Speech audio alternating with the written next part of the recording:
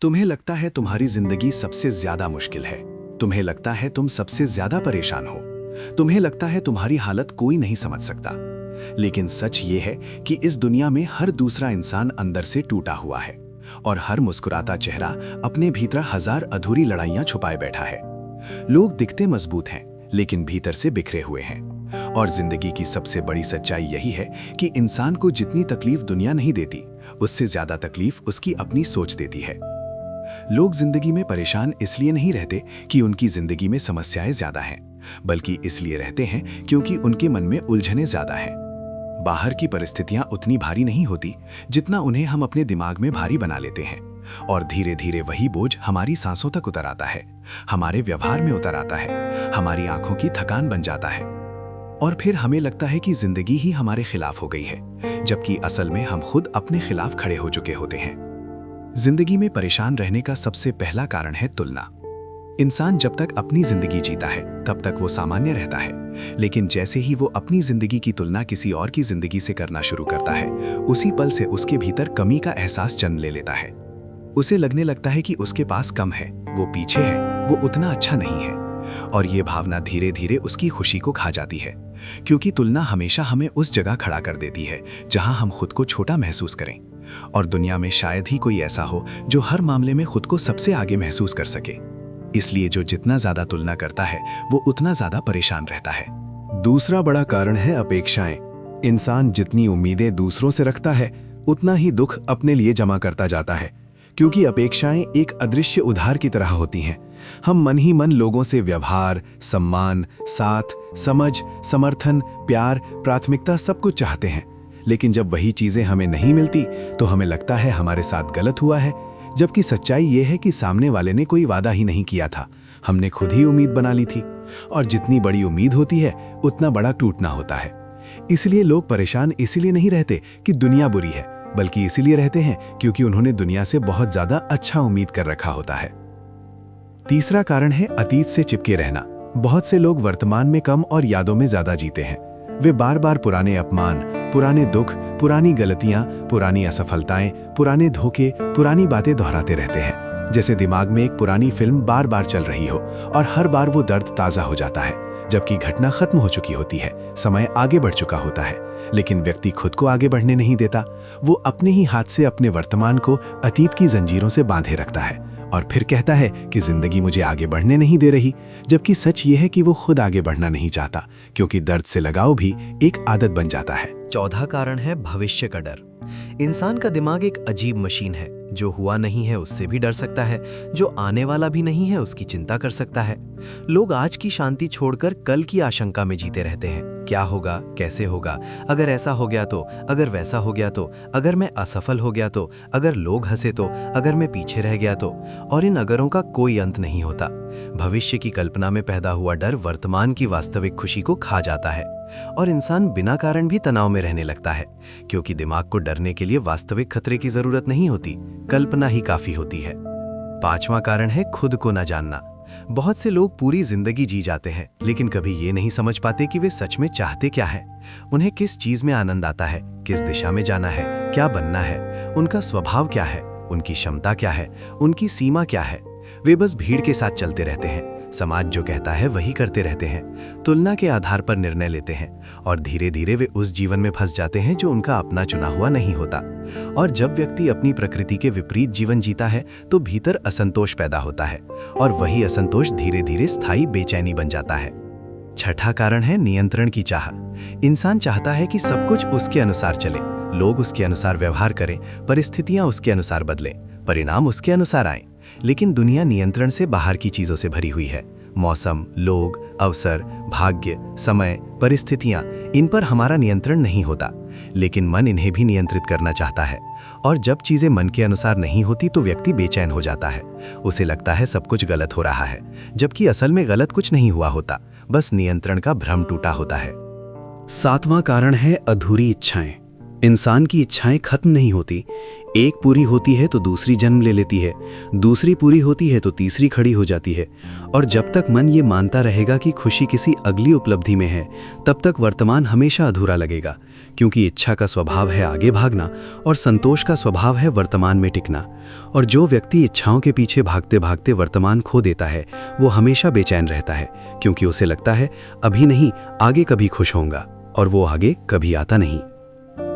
8वां कारण है खुद को कम आंकना। बहुत से लोग अपने ही दिमाग में खुद के खिलाफ रहते हैं। वे अपने बारे में नकारात्मक मान्यताएं बना लेते हैं। मैं सक्षम नहीं हूँ, मैं अच्छा नहीं दिखता, मैं बुद्धिमान नहीं हूँ, मैं पीछे हूँ, मुझसे नहीं होगा। और ये विश्वास धीरे धीरे उनकी पहचान बन जाता है। फिर वे हर स्थिति को उसी नज़र से देखने लगते हैं। हर असफलता उस विश्वास को मजबूत करती है, हर तुलना उसे पुष्ट करती है। और धीरे धीरे व्यक्ति खुद के ही बनाए मानसिक पिंजरे में बंद हो जाता है और उसे लगता है दुनिया ने उसे सीमित कर दिया है, जबकि सीमा उसने खुद खींची होती है। 9वां कारण है दूसरों की राय पर निर्भर रहना। लोग अपने बारे में खुद से ज्यादा दूसरों की राय को सच मान लेते हैं। लोग क्या सोचेंगे, लोग क्या कहेंगे, लोग मुझे कैसे देखेंगे, लोग मुझे कितना सम्मान देते हैं। और जब आत्ममूल्य दूसरों की नज़रों पर टिका होता है तो स्थिरता असंभव हो जाती है, क्योंकि लोगों की राय बदलती रहती है। और जैसे ही व्यक्ति बाहरी मान्यता पर आधारित पहचान बनाता है, वैसे ही उसकी शांति दूसरों के व्यवहार पर निर्भर हो जाती है, और ये निर्भरता स्थायी असुरक्षा पैदा करती है। 10वां कारण है रुक जाना। जब जीवन में गति रुक जाती है तो मन भारी होने लगता है। कोई लक्ष्य नहीं, कोई प्रगति नहीं, कोई दिशा नहीं। दिन बीतते जाते हैं लेकिन भीतर कोई विकास महसूस नहीं होता। और मनुष्य का स्वभाव है बढ़ना, सीखना, आगे जाना। इसलिए ठहराव उसे भीतर से खा जाता है और वो बेचैन होने लगता है, क्योंकि उसे लगता है जीवन निकल रहा है और वो वहीं खड़ा है। और यही भावना गहरी परेशानी में बदल जाती है। 11वां कारण है निर्णयों का बोझ। बहुत से लोग अपने पुराने फैसलों के लिए खुद को दोष देते रहते हैं। काश ऐसा किया होता, काश वैसा नहीं किया होता, काश उस समय समझ होती। और ये काश मन में अपराध बोध का स्थायी घर बना लेता है। व्यक्ति खुद को माफ नहीं कर पाता, और जब तक व्यक्ति खुद को क्षमा नहीं करता तब तक भीतर शांति नहीं आती, क्योंकि दोष का बोझ सबसे भारी बोझ होता है। 12वां कारण है असली भावनाओं को दबाना। लोग मजबूत दिखने के लिए रोना रोकते हैं, गुस्सा छुपाते हैं, दर्द छुपाते हैं, डर छुपाते हैं। और भावनाएं दबाने से खत्म नहीं होती, वे भीतर जमा होती रहती हैं और फिर अचानक तनाव, चिंता, चिड़चिड़ापन, थकान, खालीपन के रूप में बाहर आती हैं। और व्यक्ति समझ नहीं पाता कि वो इतना भारी क्यों महसूस कर रहा है, जबकि असल में वो अनकही भावनाओं का भार ढो रहा होता है। 13वां कारण है वर्तमान से कट जाना। बहुत से लोग शरीर से वर्तमान में होते हैं लेकिन मन से कहीं और। वे खाते समय भी सोच रहे होते हैं, चलते समय भी सोच रहे होते हैं, बात करते समय भी सोच रहे होते हैं। उनका मन या तो अतीत में होता है या भविष्य में, और वर्तमान का अनुभव अधूरा रह जाता है। और जब वर्तमान का अनुभव अधूरा हो तो संतोष संभव नहीं होता, क्योंकि जीवन केवल वर्तमान में घटता है। 14वां कारण है अर्थ का अभाव। इंसान केवल जीवित रहने के लिए नहीं बना, वो अर्थपूर्ण होने के लिए बना है। उसे महसूस होना चाहिए कि उसका अस्तित्व मायने रखता है, उसका काम किसी काम का है, उसका होना किसी के लिए मूल्यवान है। और जब जीवन केवल दिन काटने जैसा लगने लगे, बिना उद्देश्य, बिना योगदान, बिना अर्थ, तो भीतर खालीपन पैदा होता है, और वही खालीपन परेशानी का स्थायी स्रोत बन जाता है। 15वां कारण है स्वयं से दूरी। सबसे गहरी परेशानी तब पैदा होती है जब व्यक्ति खुद से कट जाता है। वो अपने ही मन की आवाज नहीं सुनता, अपनी थकान नहीं पहचानता, अपनी जरूरतें नहीं समझता, अपने दर्द को नजरअंदाज करता है, और धीरे धीरे वो अपने ही भीतर अजनबी हो जाता है। और जब इंसान खुद का साथ खो देता है तो दुनिया का कोई साथ उसे संतुष्टि नहीं दे सकता। और इन सब कारणों के बीच एक और गहरी सच्चाई छुपी है। लोग परेशान इसलिए भी रहते हैं क्योंकि उन्हें बचपन से सिखाया ही नहीं गया कि मन को कैसे संभालना है। उन्हें पढ़ना सिखाया गया, कमाना सिखाया गया, जीतना सिखाया गया, तुलना करना सिखाया गया, आगे बढ़ना सिखाया गया। लेकिन मन को समझना, भावनाओं को संभालना, अपेक्षाओं को सीमित करना, स्वयं को स्वीकार करना, वर्तमान में रहना, ये किसी ने नहीं सिखाया। इसलिए बड़े होकर व्यक्ति बाहरी दुनिया संभाल लेता है, लेकिन भीतर की दुनिया बिखरी रहती है, और वही बिखराव उसकी स्थायी बेचैनी बन जाता है। इंसान अक्सर सोचता है कि अगर परिस्थितियां बदल जाएं तो वो शांत हो जाएगा, अगर पैसा बढ़ जाए तो तनाव खत्म हो जाएगा, अगर सम्मान मिल जाए तो दुख खत्म हो जाएगा, अगर लोग अच्छे मिल जाएं तो जीवन आसान हो जाएगा। लेकिन इतिहास गवाह है कि सबसे अधिक संसाधन वाले लोग भी परेशान रहे हैं, क्योंकि परेशानी का स्रोत बाहर नहीं, भीतर होता है। और जब तक भीतर की संरचना नहीं बदलती, तब तक बाहरी बदलाव स्थायी राहत नहीं देते। सच्चाई यह है कि मनुष्य की सबसे बड़ी समस्या समस्या नहीं, बल्कि समस्या के प्रति उसका संबंध है। वही घटना किसी को तोड़ देती है और वही घटना किसी को मजबूत बना देती है। फर्क घटना में नहीं, व्याख्या में होता है। और जब तक व्यक्ति ये नहीं समझता कि वो अपनी व्याख्याओं का निर्माता है, तब तक वो खुद को परिस्थितियों का शिकार मानता रहता है। और शिकार की मानसिकता हमेशा भय और तनाव में जीती है। परेशानी का एक और छिपा कारण है पहचान का भ्रम। लोग अपने काम, अपने पद, अपनी सफलता, अपने रिश्तों, अपनी छवि को ही अपनी पहचान मान लेते हैं। और जैसे ही इनमें से कुछ भी डगमगाता है, उन्हें लगता है वे खुद डगमगा गए, जबकि व्यक्ति इन सबसे बड़ा होता है। लेकिन जब पहचान बाहरी चीजों से जुड़ी हो तो स्थिरता असंभव हो जाती है, और यही अस्थिरता चिंता बन जाती है। धीरे धीरे इंसान इतना भारी हो जाता है कि उसे अपने भीतर लौटने का रास्ता ही याद नहीं रहता। वो मनोरंजन से ध्यान हटाता है, व्यस्तता से खालीपन ढकता है, तुलना से मूल्य खोजता है, उपलब्धि से पहचान बनाता है, और फिर भी भीतर बेचैनी रहती है, क्योंकि भीतर का घर खाली है और बाहर की सजावट भीतर की कमी नहीं भर सकती। और शायद जिंदगी की सबसे गहरी विडंबना यही है कि इंसान खुशी की तलाश में भागता रहता है, जबकि उसकी परेशानी उसी भागने से पैदा होती है। क्योंकि भागना वर्तमान से दूर ले जाता है, और वर्तमान से दूर जाकर शांति नहीं मिलती, केवल अस्थायी विचलन मिलता है। और फिर जब विचलन खत्म होता है तो वही बेचैनी वापस आ जाती है। इसीलिए लोग परेशान रहते हैं, क्योंकि वे अपने मन के साथ अकेले बैठना भूल गए हैं। वे स्वयं को समझना भूल गए हैं। वे अपनी अपेक्षाओं की जड़ नहीं देखते। वे अपनी तुलना की आग नहीं बुझाते। वे अपने अतीत को छोड़ना नहीं सीखते। वे अपने भविष्य के डर को पहचानते नहीं। वे अपनी इच्छाओं की दौड़ रोकते नहीं। वे स्वयं को स्वीकारते नहीं। और जब तक ये सब नहीं बदलता, तब तक परिस्थिति बदलने से भी शांति नहीं आती, क्योंकि परेशानी की जड़ बाहर नहीं, भीतर होती है। और भीतर को समझे बिना बाहर को बदलना वैसा ही है जैसे छाया को पकड़ने की कोशिश करना। और जब इंसान अपनी परेशानी की जड़ को बाहर खोजता रहता है, तो वो पूरी जिंदगी गलत जगह खुदाई करता रहता है। उसे लगता है कि नौकरी बदल जाए तो मन शांत होगा, शहर बदल जाए तो जीवन बेहतर होगा, लोग बदल जाएं तो संबंध अच्छे होंगे, परिस्थिति बदल जाए तो तनाव खत्म होगा। लेकिन वो जहां भी जाता है, अपना वही मन साथ ले जाता है। वही सोच, वही डर, वही तुलना, वही अपेक्षाएं, वही असुरक्षा। इसलिए बाहर का दृश्य बदलता रहता है, पर भीतर का अनुभव लगभग वैसा ही बना रहता है। और फिर उसे लगता है कि शायद दुनिया ही खराब है, किस्मत ही खराब है, लोग ही गलत हैं, जबकि असल में वो अपने ही मन के पैटर्न को पहचान नहीं पा रहा होता। इंसान की एक गहरी आदत है अर्थगणना। हर घटना को वो व्यक्तिगत बना लेता है। किसी ने जवाब देर से दिया तो उसे लगता है उसे नज़रअंदाज किया गया। किसी ने आलोचना की तो उसे लगता है उसे अपमानित किया गया। किसी ने दूरी बनाई तो उसे लगता है वो अप्रिय है। जबकि अक्सर घटनाएं इतनी व्यक्तिगत नहीं होती, लेकिन मन उन्हें व्यक्तिगत बना लेता है। और जितना अधिक व्यक्ति हर चीज़ को अपने ऊपर लेता है, उतना अधिक वो आहत होता है, क्योंकि दुनिया हर पल हमारे बारे में सोचकर व्यवहार नहीं करती। लोग अपने अपने मन, अपनी समस्याओं, अपनी सीमाओं, अपनी व्यस्तताओं में उलझे होते हैं, लेकिन परेशान मन हर चीज़ को अपनी कहानी बना लेता है। परेशानी का एक और गहरा कारण है पूर्णता की चाह।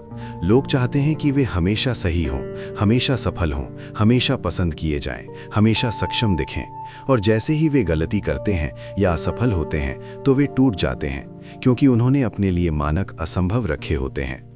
और पूर्णता की चाह व्यक्ति को प्रयास से दूर कर देती है, क्योंकि उसे डर रहता है कि अगर परिणाम पूर्ण नहीं हुआ तो वो खुद अधूरा साबित हो जाएगा। इसलिए वो टालता है, रुकता है, बचता है और फिर खुद से निराश होता है। और ये चक्र उसे स्थायी तनाव में रखता है। बहुत से लोग इसलिए भी परेशान रहते हैं क्योंकि उन्होंने अपने भीतर की आवाज़ को बहुत पहले दबा दिया होता है। वे वही पढ़ते हैं जो कहा गया, वही बनते हैं जो कहा गया, वही चुनते हैं जो कहा गया। और धीरे धीरे उनके निर्णय उनकी इच्छा से नहीं बल्कि अपेक्षाओं से बनने लगते हैं। और जब जीवन अपने भीतर से नहीं बल्कि बाहरी दबाव से जिया जाता है तो भीतर विरोध पैदा होता है। और वही विरोध बेचैनी बन जाता है, क्योंकि आत्मा हमेशा प्रामाणिकता चाहती है, नकली जीवन उसे संतुष्ट नहीं करता। एक और कारण है अनिश्चितता से डर। जीवन का स्वभाव अनिश्चित है, कोई गारंटी नहीं, कोई स्थिरता नहीं, कुछ भी बदल सकता है। लेकिन मन निश्चितता चाहता है, सुरक्षा चाहता है, स्थायित्व चाहता है। और जब जीवन अपनी स्वाभाविक अनिश्चितता दिखाता है तो व्यक्ति घबरा जाता है। उसे लगता है जमीन खिसक रही है, जबकि असल में जमीन हमेशा ही बदलती रही है, बस अब उसे महसूस हुआ है। और जो व्यक्ति अनिश्चितता को शत्रु मानता है वो हमेशा भय में रहता है, क्योंकि जीवन कभी पूरी तरह निश्चित नहीं होता। परेशानी का एक सूक्ष्म कारण है ऊर्जा का बिखराव। जब व्यक्ति बहुत सारे अधूरे काम, अधूरे निर्णय, अधूरे लक्ष्य, अधूरे संबंध, अधूरे विचार लेकर जीता है तो उसका मन हमेशा भारी रहता है, जैसे दिमाग में कई खुले टैब एक साथ चल रहे हों और हर टैब ऊर्जा ले रहा हो, और व्यक्ति थका हुआ महसूस करता है, जबकि उसने कोई बड़ा काम भी नहीं किया होता, क्योंकि थकान केवल शारीरिक नहीं, मानसिक अधूरेपन से भी पैदा होती है, और अधूरापन मन को स्थायी तनाव में रखता है। इंसान इसलिए भी परेशान रहता है क्योंकि वो अपने मूल्य को उपलब्धियों से जोड़ देता है। जब तक हासिल करता है तब तक ठीक, जैसे ही ठहराव आता है उसे लगता है वो कम हो गया, और ये मूल्य का अस्थिर आधार उसे कभी स्थिर संतोष नहीं देता, क्योंकि उपलब्धियां स्थायी नहीं होती। हर ऊंचाई के बाद नई ऊंचाई आती है, और अगर पहचान ऊंचाई पर टिकी है तो गिरने का डर हमेशा रहेगा, और डर शांति को खा जाता है। कई लोग अपने भीतर के आलोचक से परेशान रहते हैं, वो आवाज जो हर काम के बाद कहती है ये पर्याप्त नहीं, तुम बेहतर कर सकते थे, तुमने गलती की, तुम कम हो। और धीरे धीरे व्यक्ति अपने ही भीतर कठोर जज के साथ जीने लगता है, और जहां करुणा नहीं होती वहां शांति नहीं होती, क्योंकि आत्मालोचना की अति आत्मद्वेष में बदल जाती है, और आत्मद्वेष से भरा मन कहीं भी सुकून नहीं पाता। एक और गहरी वजह है भावनात्मक तुलना। केवल सफलता या धन की तुलना नहीं, बल्कि जीवन की गति, रिश्तों की गुणवत्ता, खुशी की मात्रा, अवसरों की संख्या, और सोशल दुनिया ने इसे और बढ़ा दिया है। व्यक्ति दूसरों के चुने हुए उजले पलों को अपने पूरे जीवन से तुलना करता है, और उसे लगता है कि बाकी सब आगे हैं और वो पीछे। और ये स्थायी कमी की भावना उसे लगातार असंतुष्ट रखती है, क्योंकि तुलना का खेल ऐसा है जिसमें जीत संभव ही नहीं, हमेशा कोई ना कोई आगे दिखेगा। लोग इसलिए भी परेशान रहते हैं क्योंकि वे सीमाएं तय करना नहीं सीखते। वे हर मांग स्वीकार करते हैं, हर अपेक्षा निभाने की कोशिश करते हैं, हर किसी को खुश रखने का प्रयास करते हैं, और धीरे धीरे वे अपने ही जीवन में थक जाते हैं, क्योंकि उनकी ऊर्जा दूसरों की अपेक्षाओं में खर्च होती रहती है। और जब व्यक्ति अपनी सीमाएं नहीं बनाता तो उसका जीवन दूसरों की प्राथमिकताओं से भर जाता है, और अपनी जगह खाली रह जाती है, और वही खालीपन बेचैनी बनता है। परेशानी का एक कारण है निरंतर उत्तेजना की आदत। मन लगातार कुछ ना कुछ चाहता है, मनोरंजन, सूचना, प्रतिक्रिया, बातचीत, स्क्रीन, शोर। और जब ये सब नहीं होता तो भीतर बेचैनी उठती है, क्योंकि मन शांत रहना भूल चुका होता है। और जो मन स्थिर नहीं रह सकता वो स्थायी शांति नहीं पा सकता, क्योंकि शांति स्थिरता में मिलती है, उत्तेजना में नहीं। इंसान इसीलिए भी परेशान रहता है क्योंकि वो स्वीकार नहीं करता। वो चाहता है जो है वो ना हो, जो नहीं है वो हो। वो वास्तविकता से संघर्ष करता है, और वास्तविकता से संघर्ष हमेशा पीड़ा देता है, क्योंकि जो है उसे पहले होना ही होगा, तभी बदलना संभव है। लेकिन मन पहले ही उसे नकार देता है, और नकार से संघर्ष पैदा होता है, और संघर्ष से तनाव। कई लोग अपनी कहानी में अटके रहते हैं। उन्होंने अपने बारे में एक कथा बना ली होती है कि मैं दुर्भाग्यशाली हूँ, मैं हमेशा पीछे रहा हूँ, लोग मुझे नहीं समझते, मेरे साथ हमेशा गलत होता है। और फिर वे हर घटना को उसी कथा के प्रमाण की तरह देखने लगते हैं, और धीरे धीरे कथा सत्य जैसी लगने लगती है, जबकि वो केवल चयनित व्याख्या होती है। और ये कथा उन्हें बदलने से रोकती है, क्योंकि पहचान उसी कथा से जुड़ जाती है, और पहचान बदलना सबसे कठिन लगता है। परेशानी का एक गहरा कारण है धैर्य की कमी। लोग तत्काल परिणाम चाहते हैं, तुरंत बदलाव, तुरंत सफलता, तुरंत राहत। लेकिन जीवन की प्रक्रियाएं धीमी होती हैं, विकास धीरे होता है, हीलिंग धीरे होती है, कौशल धीरे बनते हैं। और जब व्यक्ति धीमी प्रक्रिया को असफलता समझ लेता है तो वो निराश हो जाता है, और निराशा बेचैनी को जन्म देती है, क्योंकि उसे लगता है प्रयास व्यर्थ है। इंसान इसलिए भी परेशान रहता है क्योंकि वो नियंत्रण और समर्पण के संतुलन को नहीं समझता। जो उसके हाथ में है उस पर भी वो टालता है, और जो उसके हाथ में नहीं है उस पर भी वो चिंता करता है। और ये उल्टा वितरण उसे थका देता है, क्योंकि ऊर्जा गलत जगह खर्च होती है, और जहां कार्य होना चाहिए वहां चिंता होती है, और जहां स्वीकार होना चाहिए वहां प्रतिरोध होता है। कई बार परेशानी का कारण केवल थकान होती है, लेकिन व्यक्ति उसे जीवन की समस्या समझ लेता है।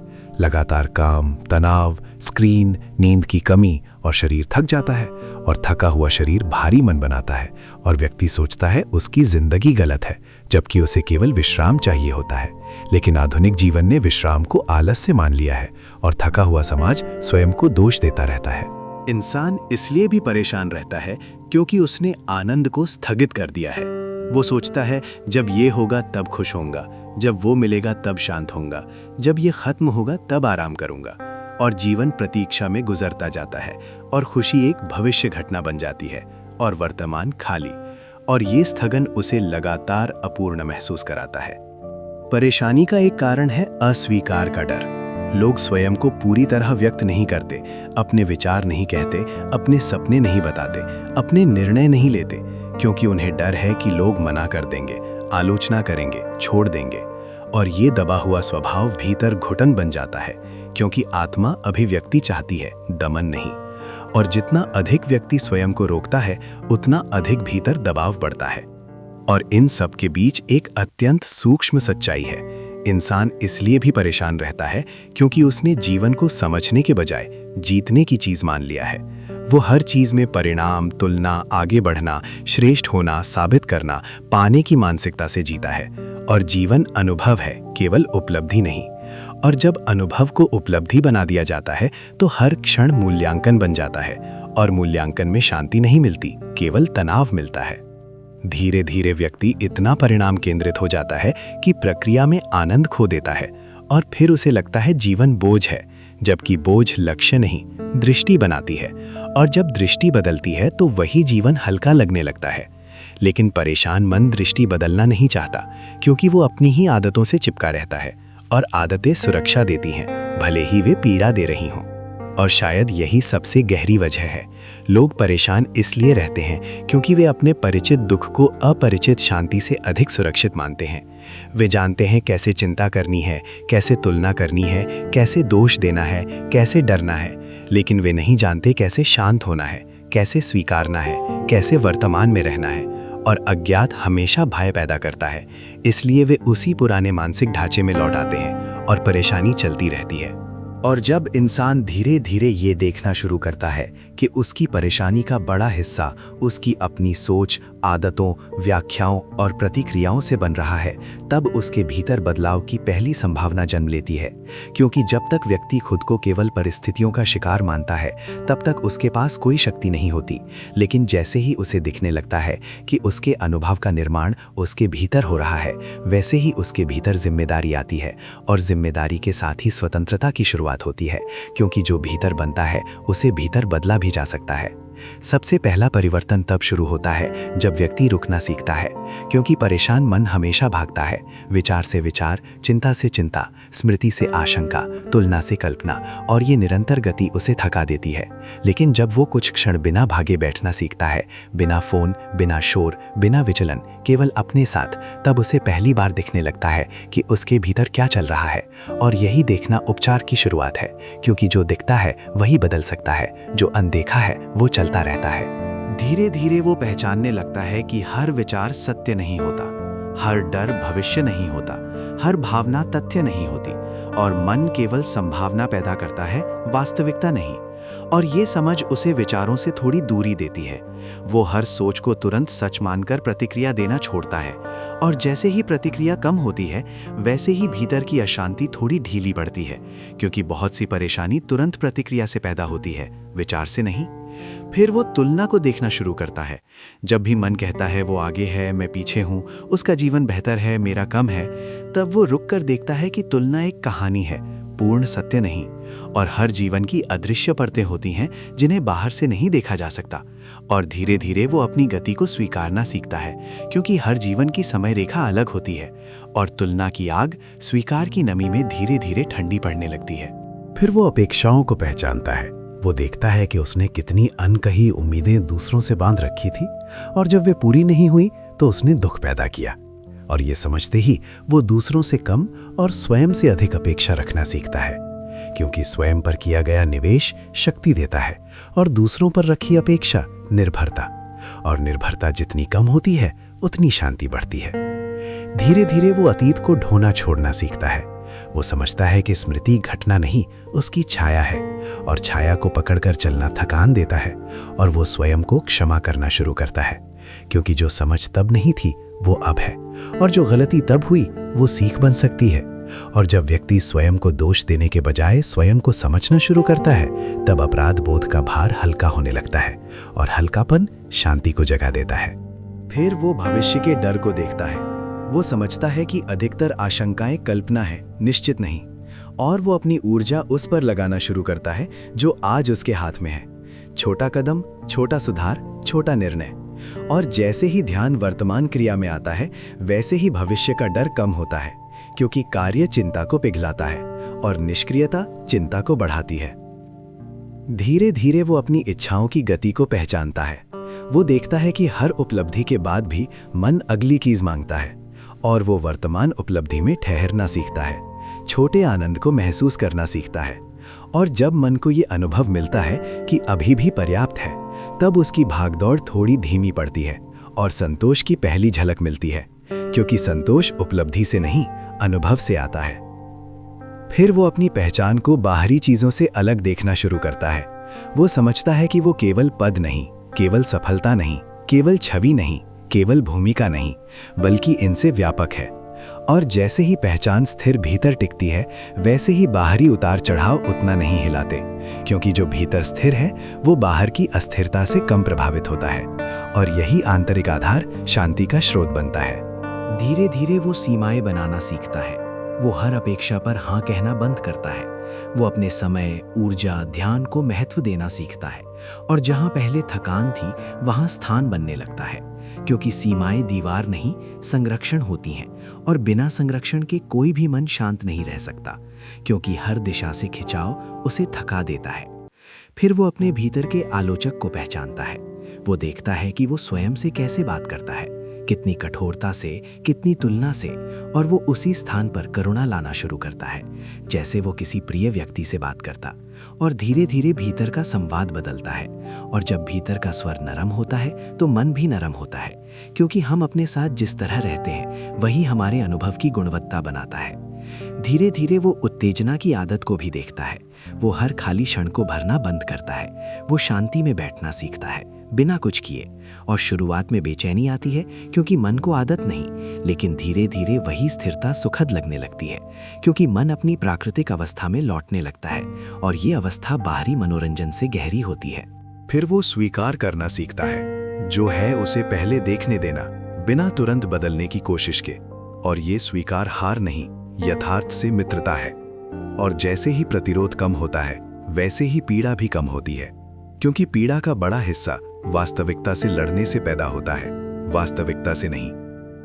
धीरे धीरे वो अपनी कहानी को ढीला करना सीखता है। वो देखता है कि उसने अपने बारे में जो कथा बना रखी थी वो अंतिम सत्य नहीं, और वो स्वयं को नई तरह से देखने की अनुमति देता है। और यही अनुमति परिवर्तन का द्वार है, क्योंकि जब तक व्यक्ति स्वयं को स्थिर कथा में बंद रखता है, तब तक नया व्यवहार असंभव लगता है। लेकिन जैसे ही कथा खुलती है, वैसे ही संभावना खुलती है। फिर वो धैर्य का अभ्यास करता है, छोटे बदलाव, धीमी प्रगति, और वो समझता है कि आंतरिक परिवर्तन समय लेते हैं। और ये समझ निराशा को कम करती है, क्योंकि वो प्रक्रिया को सम्मान देना सीखता है। और प्रक्रिया को सम्मान देने से यात्रा हल्की हो जाती है, क्योंकि अब हर कदम पर्याप्त लगता है, केवल परिणाम नहीं। धीरे धीरे वो ऊर्जा को व्यवस्थित करना सीखता है, अधूरे काम पूरे करना, अनावश्यक बोझ छोड़ना, स्पष्ट निर्णय लेना। और जैसे जैसे अधूरापन घटता है, वैसे वैसे मानसिक स्थान बढ़ता है, और स्थान में शांति पनपती है, क्योंकि भरा हुआ मन भारी होता है और खुला मन हल्का। फिर वो विश्राम को स्थान देता है। वो समझता है कि थकान समस्या नहीं, संकेत है, और वो शरीर और मन को पुनर्स्थापित होने देता है। और जैसे ही ऊर्जा लौटती है, वैसे ही दृष्टि भी साफ होती है, क्योंकि थका हुआ मन दुनिया को भारी देखता है, और विश्रामित मन उसी दुनिया को संभव। धीरे धीरे वो आनंद को स्थगित करना छोड़ता है, छोटे क्षणों में संतोष लेना सीखता है, यात्रा में भी जीवन देखना सीखता है, केवल लक्ष्य में नहीं। और ये बदलाव गहरा होता है, क्योंकि अब खुशी भविष्य घटना नहीं, वर्तमान अनुभव बनती है। और वर्तमान में उपलब्ध खुशी स्थायी होती है, क्योंकि वो अभी है।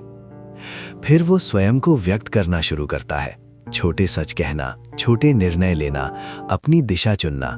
और जैसे ही वो अपने जीवन में सक्रिय भागीदारी करता है, वैसे ही भीतर शक्ति का अनुभव आता है, क्योंकि निष्क्रियता असहायता पैदा करती है, और क्रिया सामर्थ्य, और सामर्थ्य शांति को जन्म देता है। धीरे धीरे वो जीवन को जीतने की चीज नहीं बल्कि अनुभव करने की प्रक्रिया मानना शुरू करता है। और ये दृष्टि सबसे गहरा परिवर्तन लाती है, क्योंकि अब हर क्षण तुलना या मूल्यांकन नहीं, अनुभव बन जाता है। और अनुभव में स्वीकार होता है, और स्वीकार में शांति।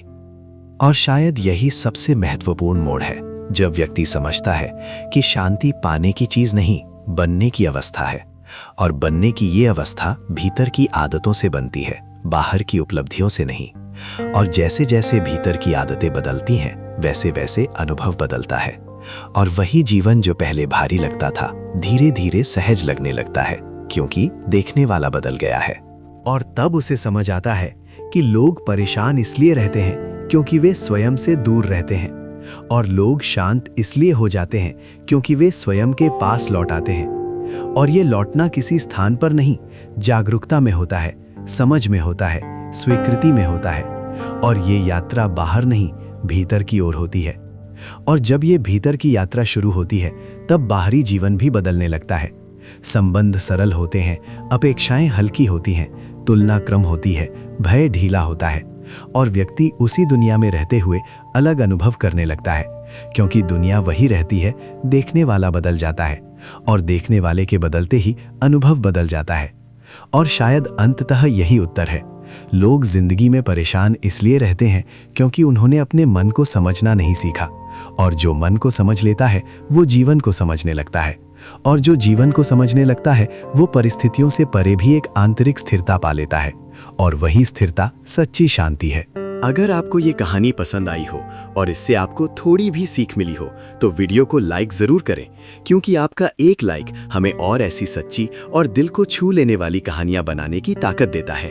नीचे कमेंट करके जरूर बताइए कि आपको इस कहानी का कौन सा हिस्सा सबसे ज्यादा अच्छा लगा। और अगर आप चाहते हैं कि ऐसे ही मोटिवेशनल और जीवन बदलने वाली कहानियां आप तक लगातार पहुंचती रहें, तो हमारे चैनल मूड चेंज स्टोरीज को अभी सब्सक्राइब कर लें। और इस वीडियो को अपने उन दोस्तों और परिवार वालों के साथ जरूर शेयर करें जिन्हें इसकी जरूरत है।